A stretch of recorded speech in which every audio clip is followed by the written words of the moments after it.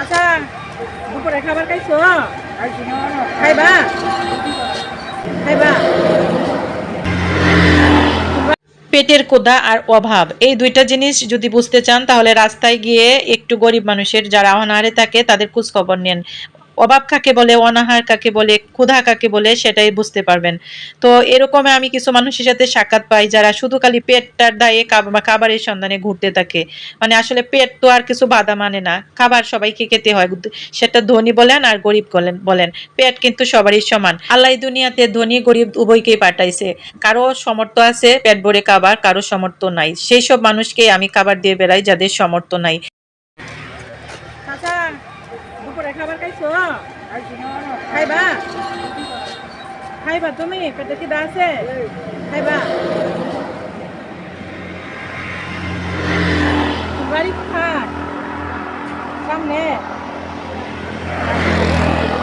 এদিকে? কেন বসে রয়েছো কেন? বাড়ি যেতে না? খাবার খাইতে না? বাড়ি যাও না?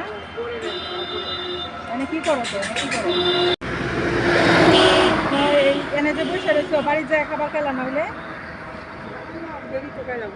দেরি দেখা হইলে কাজ আছে, হ্যাঁ কাজে বসে কারণ পকেটে টেহা নাই খাবার কিনে কারণে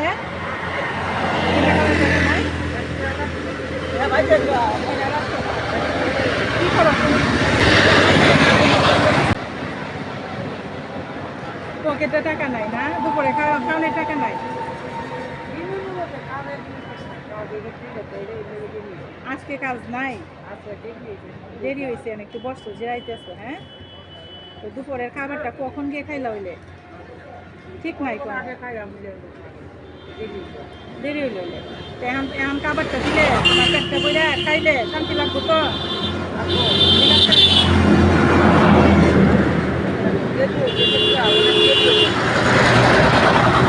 অনেক দেরি হয়ে গেছে, তুমি তো দাঁড়াও তোমার খাবারটা আমি দিই।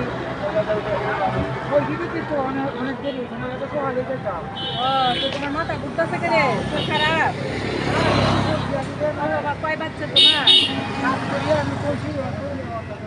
ওরে আচ্ছা আচ্ছা, বলছি আমি দুপুরে খাবারটা দিই, তুমি যে কোনো এক জায়গায় বসে খাওয়া দিই না?